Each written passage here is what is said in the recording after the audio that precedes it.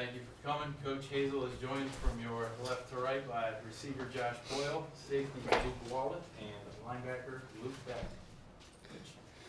Well, it was a great win for us, and it was great for a lot of reasons. I thought our team showed a lot of poise, showed a lot of character, got ourselves down and managed to fight back, and defense stifled when they needed to, and the offense made enough plays to take the lead and keep the drive going and keep the lead going. But I was proud of our guys and how they played, and these guys just keep working day in and day out, and I'm very proud of these guys.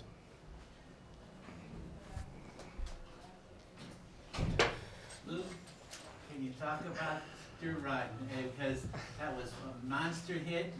It seemed like when you had it, you had nothing but the goal line ahead of you. Can you run us through the play? CJ Malo made a real big hit on the running back, and ball popped out, and I just was right in the right spot, and I picked it up and ran, just trying to make a big play, and it turned out good for me. What was it today that gave you all sorts of fits by Vancouver? Because you had pressure on him. He got away a couple of times. What made him so tough today in your mind, Luke? He gets rid of the ball real quick, and anytime a quarterback gets rid of the ball that fast, it's hard for D linemen or even blitzes to get to the quarterback. Those three-step drops, and got the ball to the wide receivers, and they made catches. I know you had a touchdown. Was it 2 years ago against Ohio, or was it against Akron? I can't remember offhand. Yeah. But what does it mean for a defender to score? Did you score any, Nordonia? No, not on defense. It just builds so much more momentum for the entire team. It's entire stadium, all the fans. It just, all around. It's one of the biggest plays you could have happen, and it showed. Can you and Luke both talk about? I mean, they were turnovers aside. They were really moving up and down the field. How do you just kind of hold your water a little bit and hope you make the right play or the right stop and get something done? They did a good job, game planning us, from their offense. And, it was going a little fast, at first. And, we had some guys filling in for some banged up guys. And I think once we got adjusted, we started making some bigger plays. And, even though they started driving, we were able to get, 6 turnovers, 6 or 7 turnovers. And, that was, big momentum shifts and things you have to do to win games. Offensive line was really big too. How much of that kind of attributed to giving Amateur League a little more time at all? Yeah, they were big. They're pretty good. It's just like I said before, those three-step drops and the quarterback getting rid of the ball fast. Makes it hard for anybody to get pressure on them. He just gets rid of the ball so fast. And I think once we got adjusted, we started doing better against the three-step drop.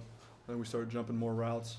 Once we got used to it, and that's a credit to their offense. They did a good job with the small ball, and they probably studied Kentucky and Ball State, and seen some of the routes, and we got a lot of those, and our coaches did a good job preparing us, and they won some, we won some. And, that's how it works. You said once you got adjusted, but the turnovers really were spread out throughout the game. When do you think you felt like you were adjusted enough to what you was doing? Probably say 10 minutes left in the third quarter. I felt like we really got a handle on it, and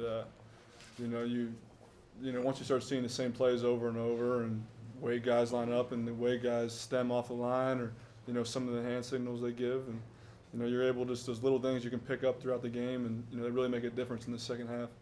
Josh, I asked Luke about his touchdown. Let me ask about yours. That was some layout that Spencer threw on that down the sideline and into the end zone. Right before that play, Dree got hit really hard, and I was in, and I went in, and I told myself I got to make a play right here. It was 3rd and long, I think. It was 3rd and long, and they called the play, and I just went out there and I told myself I had to make a play, and I made it. Looking back, you guys are, I think it was like 5 minutes left, third quarter, down 7 before that drive. very good, obviously. You were able to put together that drive. Is that, looking back, it's kind of a turning point type thing, and making that catch time in the game, and from that point on, you guys took control? No, absolutely. I thought the answer by the offense after they had went down and scored was huge because it flipped the momentum again and allowed us to kind of gain serve at that point in time. And then the defense got rolling again, got us the ball back pretty quickly, and then got the big turnover. Everything happened up to that point. After that score from then on, I mean, I don't think you play much better in all phases. I mean, the last 20 minutes of that game, you played everything else, and they all came together then. Yeah, and again, I think the team is playing well off of each other, and I think that's, a credit to the coaching staff, some of the assistant coaches, and just feeding off of each other and doing a nice job of responding when the other team might be struggling a little bit. We're just responding because they're responding because we need a spark. So, could you and Josh talk about as big as that drive was, you didn't get the big play drive. Dre gets a big catch, Trayon gets a big run, and Dre, I mean, like 3 or 4 plays in there in the end zone. That was right after, I think, the touchdown. was it a field goal or was it a touchdown? Touchdown. That was a touchdown. Dre ended, Who- Dre scored on the, made it 31-24. Oh, I'm drawing a blank. Well, Man. The first play was the pass to Dre. The bumped into screen- his own the man. screenplay to The Dre? screenplay, and he bumped into his own man around the 50. Oh and yeah, there yeah, was a yeah, big hit yeah, by- yeah. That was big hit a by Trey. fast answer drive. Yeah, that was a big drive for us. That was quick. We had Dre on the screen. I think we hit another big run, and then Trayon hit a big run, and then we ran a trap with Winners for Dre to score on that one. That was quick. That was a fast drive. Quick enough, you almost forgot it. Yeah, that's that fast. That fast. This is for any of the players. One guy that's been very big this year so far has been Freddie. I think he tied or went ahead of tied Josh Cripps' all-time scoring mark here. He's been here for 4 years. It seems like he's gotten better and better. I just need a comment from any of you from the players' side about Freddie.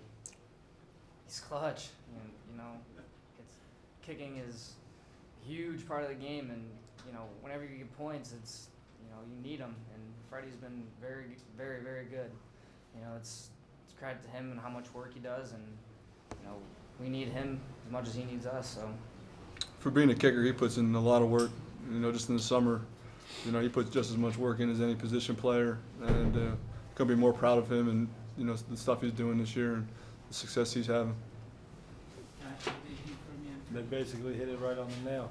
He's comes in. He's always out on the field before everybody else, and he's always staying late after practice, after everybody else, and he puts in the time and work.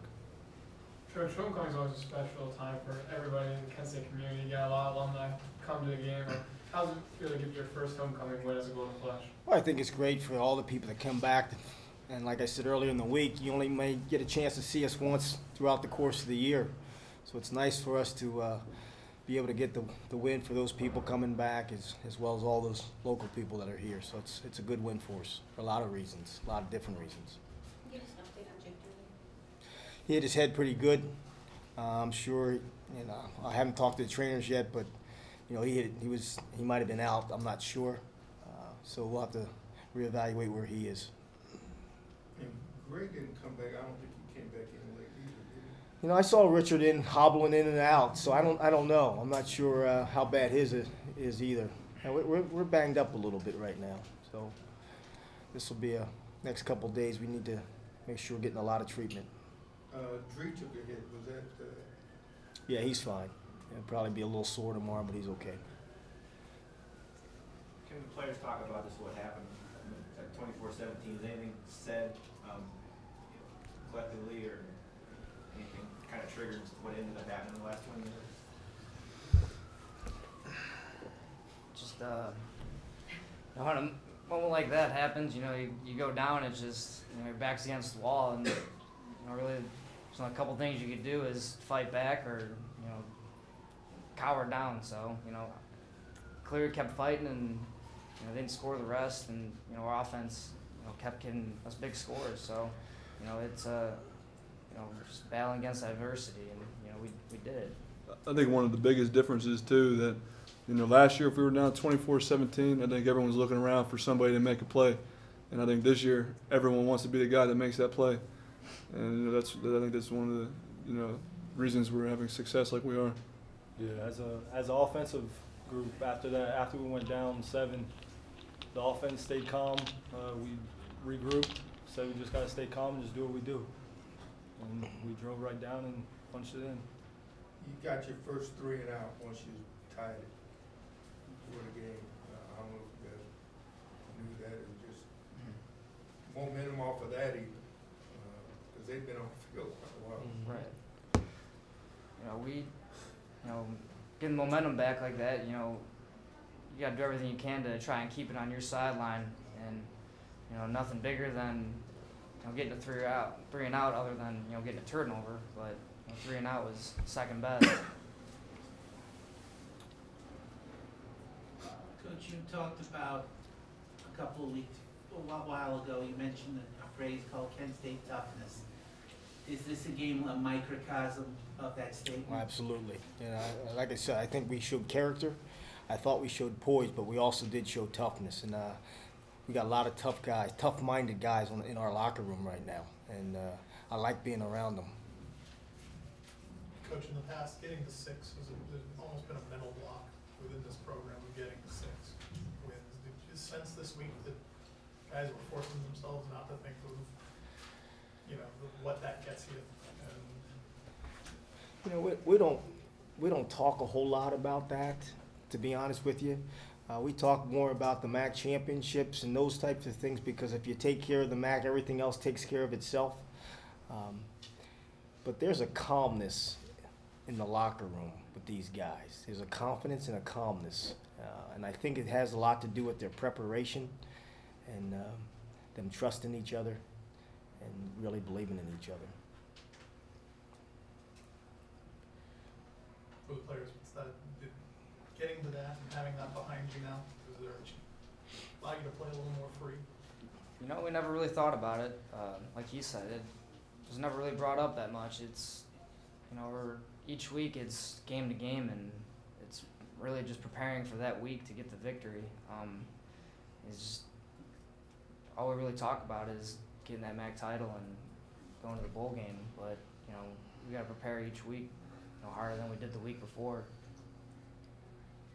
Can you guys, Coach, maybe address Dree held to 115 yards of all-purpose without, but it didn't look like you were forcing it, didn't look like, sometimes you can sense out of guys, I haven't done it yet. Yeah, you're right. And we were struggling offensively to run the football because they were loading the box up. We talked about all week long they're going to have +1 in the box, one more than we have. And we knew it was going to be hard to run the ball. We thought we had to throw it on early downs, and we were going to have to beat man-to-man coverage. So we knew it was going to be hard sledding running early in the game until they got a little bit more tired. We were able to pop some runs. I said, let's go do 2 tight ends. Even though they have an extra hat in the box, they're going to misfit a gap, and maybe we can hit a crease. And that's where some of Trayon's runs came late. But is that pretty much what we're going to see the rest of the season in terms of what teams are doing to stop Dree? I think stop Dree and stop our run game, Trayon, whoever it might be. I think if I were playing against us, I would load the box up and make us throw it and see if we can beat them through the air.